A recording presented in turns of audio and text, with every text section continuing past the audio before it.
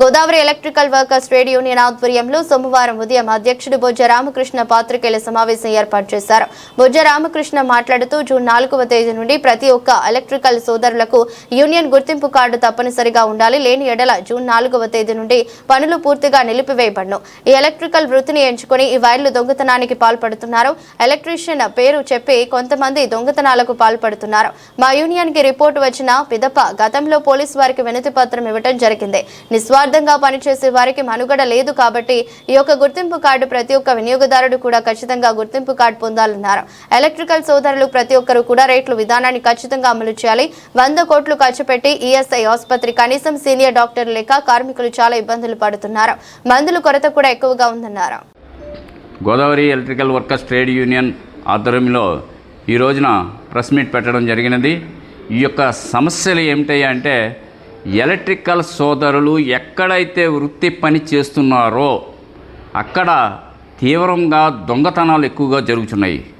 దీని నిమిత్తం మరి గతంలో సిఐ గారికి కూడా మేము కంప్లైంట్ ఇవ్వడం జరిగింది. ఈ మధ్యకాలంలో మాకు అనేక మంది ఫిర్యాదులు వస్తున్నాయి. అది ఎలక్ట్రీషియనా మరొకడా అనేది మాకు అర్థం కాని పరిస్థితి తయారైంది. దీనివల్ల ఎలక్ట్రీషియన్కి చాలా చెడ్డ పేరు వచ్చే ప్రమాదం ఎక్కువగా ఉన్నది. ఈ వైర్లు కట్ చేయడం వల్ల కస్టమర్లు అనేకమైన ఇబ్బందులు పడుతున్నారు. దయచేసి ప్రతి ఒక్క ఎలక్ట్రికల్ సోదరుడికి నేను మనవి చేసేది ఒక్కటే, రేపు జూన్ 4వ తారీఖు నుంచి ప్రతి ఒక్క ఎలక్ట్రికల్ సోదరుడికి ఐడి కార్డు ఖచ్చితంగా ఉండాలి. లేని ఎడల అది ఏ యూనియన్ అయినా సరే మాకు అనవసరం. మేమైతే మటుకు దొరికితే చాలా కఠినంగా తీసుకుంటాం ఈ విషయంలో. ఎందువల్ల అంటారేమో, ఒక ఎలక్ట్రీషియన్కి చాలా ఇబ్బందులు పడుతున్నారు. మంచి ఎలక్ట్రీషియన్ అనేవాడికి ఈ రోజున ఒక దొంగతనం అంటగట్టే పరిస్థితి తయారవుతుంది.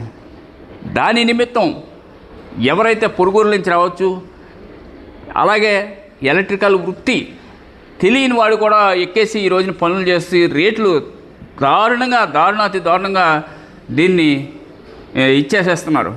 దీని విషయంలో ఏదైతే union Godavari electrical workers trade union ప్రతిష్టాత్మకంగా తీసుకొని దీన్ని ఒక సీరియస్గా తీసుకొని ప్రతి ఒక్క కార్మికుడికి న్యాయం చేయాలి. ప్రతి ఒక్క ఎలక్ట్రికల్ సోదరుడికి న్యాయం చేయాలి. కస్టమర్కి ఏ విధంగా అయితే డ్యామేజ్ జరిగిందో మాకు వెంటనే ఫిర్యాదు చేస్తే దాని విషయంలో కూడా మేము చాలా సీరియస్గా యాక్షన్ తీసుకుంటామని ఈ సందర్భంగా ప్రతి ఒక్క వినియోగదారుడికి మేము ఈ సందర్భంగా తెలియజేస్తున్నాం. ఎందువల్ల అంటే ఒక వర్కర్ వచ్చి వాడికి ఒక ఐడెంటిఫికేషన్ ఉండదు. వాడు ఎక్కడా తెలీదు, వాడు ఏమిటి తెలీదు. పనిలోకి వస్తాడు, ఏదో పక్కవాడు 10 రూపాయలు చెప్పాడంటే వీడి రూపాయికి చేసేసి అక్కడ ఉన్న ఏ అయితే వైర్లు కావచ్చు ఇంకోటి పట్టుకుపోవడానికి సిద్ధమవుతున్నారు.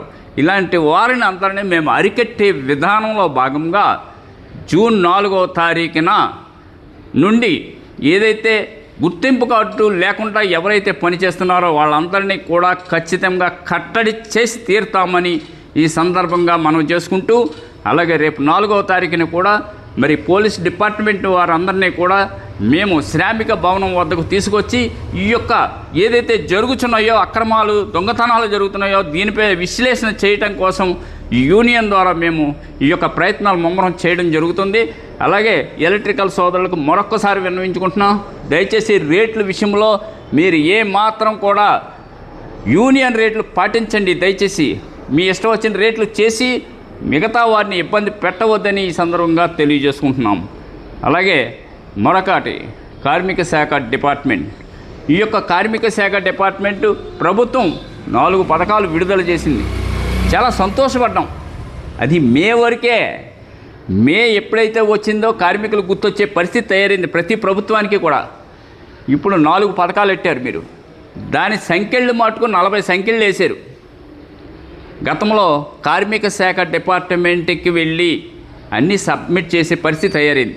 ఇప్పుడు ఆ పరిస్థితి కాకుండా ఏపీ మీ సేవ అనే పోర్టల్ ప్రభుత్వం ప్రకటించి తద్వారా కార్మికుడికి ఉన్నటువంటి ఏవైతే ఉన్నాయో అవన్నీ కూడా మాన్యువల్ ఏపీ మీ సేవలో ఆన్లైన్ చేయాలండి.